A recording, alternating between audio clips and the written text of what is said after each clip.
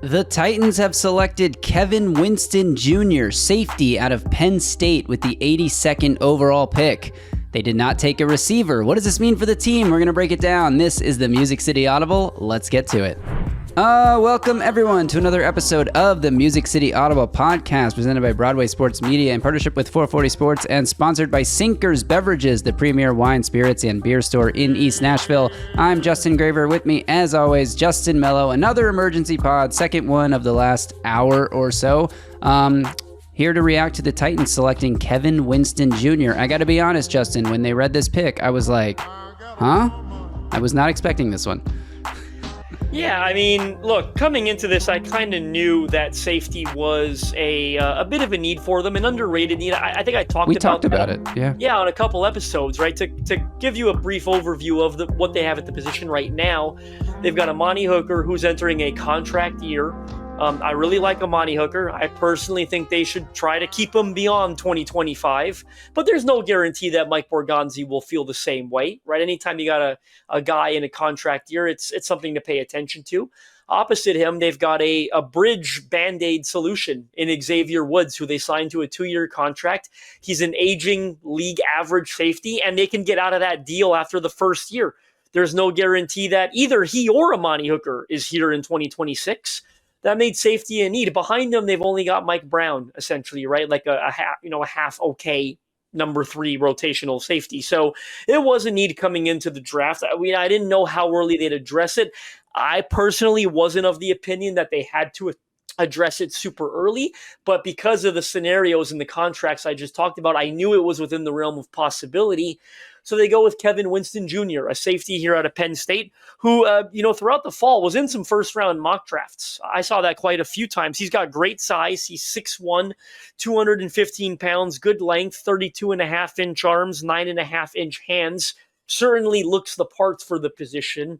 The one deviation here for Mike Borgonzi, and I think you know what I'm going to go with, is health. He was not healthy in 2024. He had a season-ending knee injury after I think only 3 games, so he didn't play a lot of ball. When you look at what Mike Borgonzi did in free agency, it was all guys that played a lot of snaps, right? Dan Moore, Xavier Woods, who I talked about, I think played the most snaps in the NFL last year out of any player on either side of the ball. Right.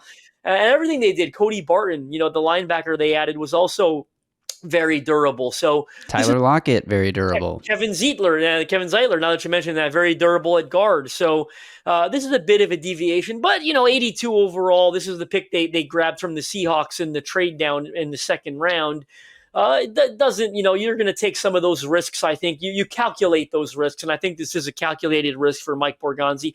I think he's clearly thinks he's got a guy that was like probably a mid-second value to him. As I said, appeared in some first-round mocks. If he was healthy, he definitely goes earlier than 82 based on what he put on tape. The catch-22 for Titans fans will be they make 2 picks on day 2, and they're both defenders. We'll get to that. PFF College Football Podcast put out, just on the same topic there, a healthy Kevin Winston Jr. is a first-round talent.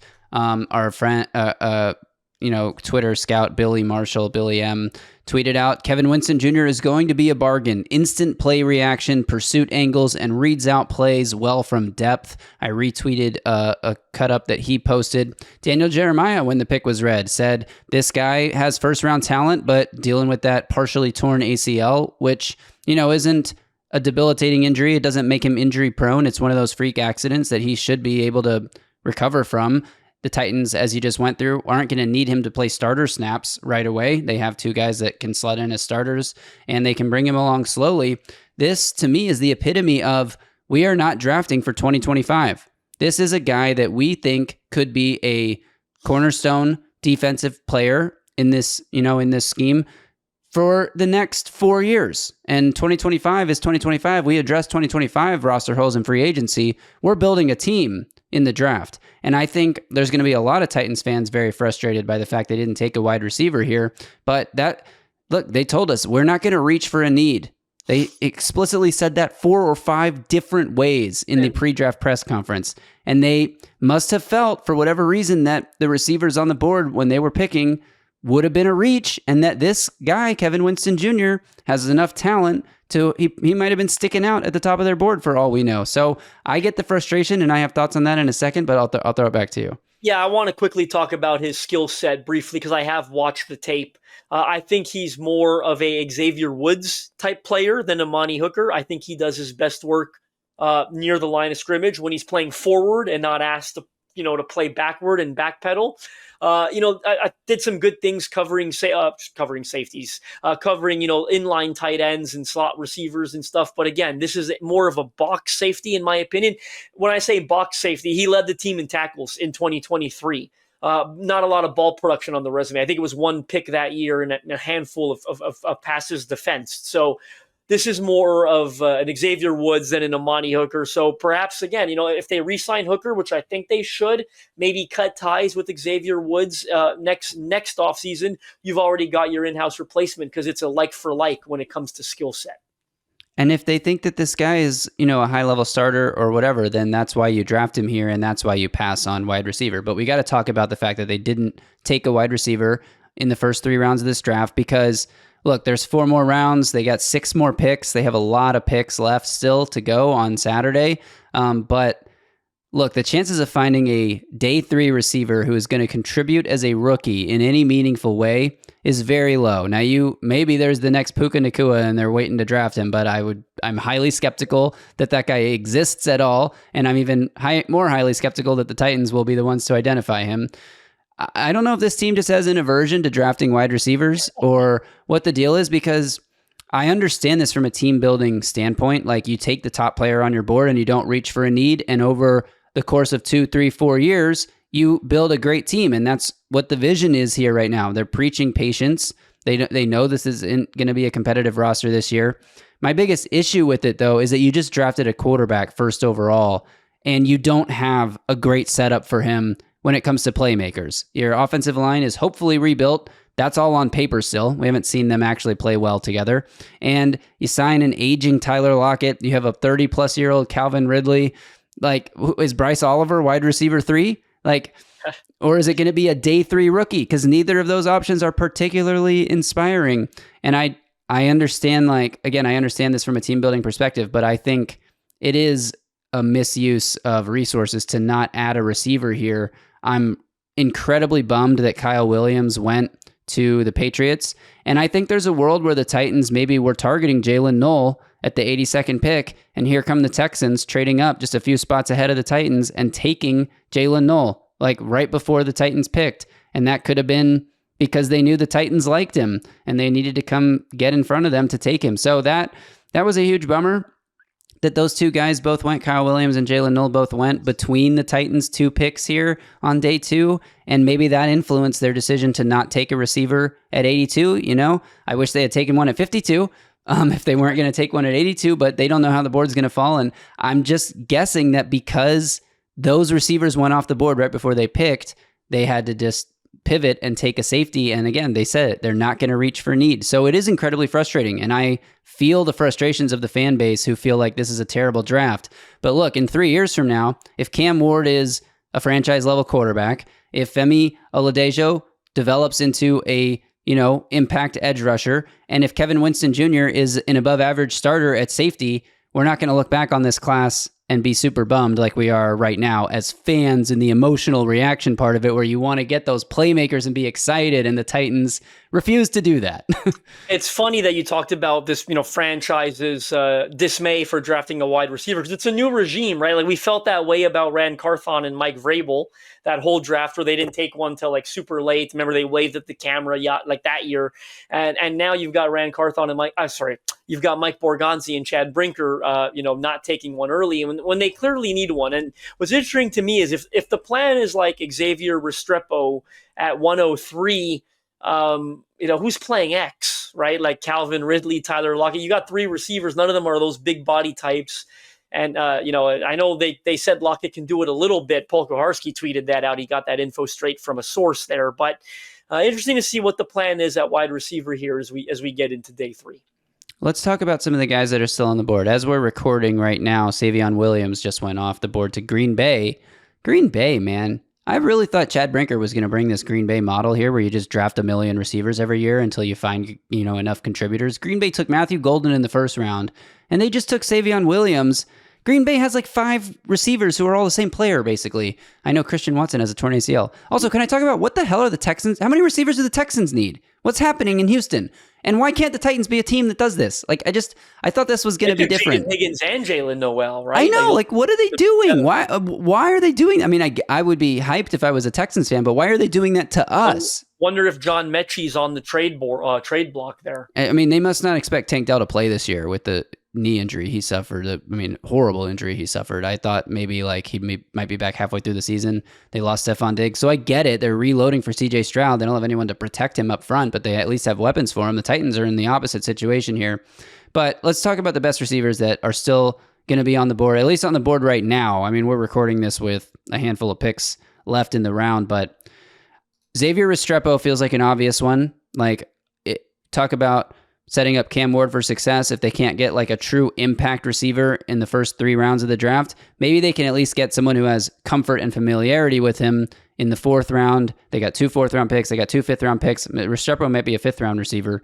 So Restrepo stands out to me as like maybe the top of their receiver board. There's the Stanford kid, Alec Ayumanor, who I am not the biggest fan of. He's got great traits. He had an incredible game against Colorado against Travis Hunter for like almost 300 yards receiving. He didn't do a whole lot else. I'm not a huge fan of, his ability to separate, but he can play X, I guess. And I've been talking a lot about how I think the Titans should draft an X receiver. Torrey Horton is still out there. So there are a few guys. Andrew Armstrong is a guy that I think is being severely underrated. There's a few guys that you could draft on day 3 and bring along slowly. I mean, Xavier Restrepo might be ready to contribute right away out of the slot for whatever snaps Tyler Lockett doesn't get there. But as far as like true impact receivers go, you don't get the Puka Nakuas don't grow on trees. So I'm any other names stand out to you, Justin, as we close out our day 2 podcast here? I don't know if you mentioned Jalen Royals in that. I didn't. He's someone I've been talking about since February. I mean, November really, but for pre-draft episodes since February. I've been very high on him the whole time. I know, I guess I'm alone on that hill. He's still out there, but he's very physical at the line of scrimmage, runs good routes, great yards after catch guy as well. Huge fan of his. So curious to see where he ends up and what the Titans' plan is here at wide receiver. It's gonna you're throwing the ball to Calvin Ridley, Tyler Lockett, and Chig. This year, I think it's the most likely outcome. So, and the guys they out of the might want to grab backfield. running back so they can run the ball a lot as well.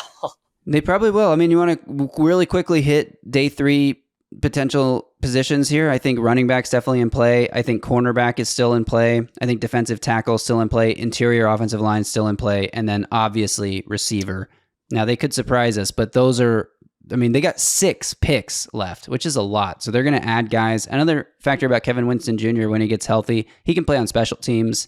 I don't know if you spend a round 3 pick on a guy that's going to primarily play special teams. So obviously the upside there is a lot higher than just a special teamer, but at least a place he can contribute as a rookie, assuming he gets healthy. Any final thoughts on where the Titans are at in this draft before we regroup? And we'll be back either sometime Saturday or early next week to talk about the whole draft class, and then another pod we'll do the undrafted free agent group. But any final thoughts now, Justin, because we may not be back on the mic for a few days here. Yeah, I imagine we'll be back on Saturday at some point to talk about. Maybe. I got to do a pod on Saturday, so I'm honestly, I'm not sure if I'll be able to. Well, we'll see. But no, I think they got their franchise quarterback in Cam Ward. Day 2, I think, was a little bit surprising, but they go get a high upside edge rusher. Was obviously a huge position of need. Wasn't a surprise that they took an edge. Maybe it was a bit of a surprise that they went with the player that they went with. And then at safety, another minor surprise. Again, we knew it was like a secondary need for them. We probably thought it was going to be receiver there. And if we were going to be surprised, we probably would have bet on like a D tackle or a guard. Right, but because based on the interest they've shown, but they go in a different direction there with what might be a first round talent, and maybe it'll be a steal. A couple of years from now, we'll see on Kevin Winston Jr. But overall, I think the Titans got one, of course, instant starter in Cam Ward, and 2 rotational defenders in Femi Oladeo and Kevin Winston Jr.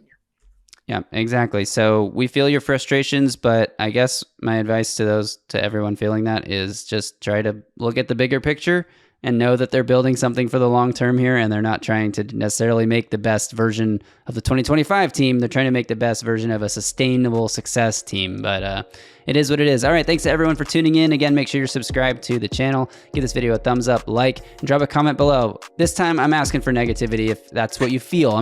Don't force it, but if you're feeling negative, drop those negative comments below. Use this as like a vent session. Justin and I will be your therapists and get in the comments and respond to you. Thanks again to Sinkers Beverages, best premier wine, spirits, and beer store in East Nashville. And we will be back when we're back. And that's why I'm telling you to subscribe to the channel and turn on channel notifications, because honestly, I got to do Heed the Call on Saturday, Justin, and I'm not sure if I'll have a chance to hop on with you. We'll see. Maybe we'll be back, maybe not. If you got channel notifications on, you'll know as soon as we drop a new video. So until next time. And I'll be breaking a ton of UDFA news Saturday evening. Some of it for the Titans for sure. So I'll be quite busy on the Twitter, but we'll see what we can do. Yes, we will. Until next time, y'all stay safe out there and tighten up. A Broadway sports media production.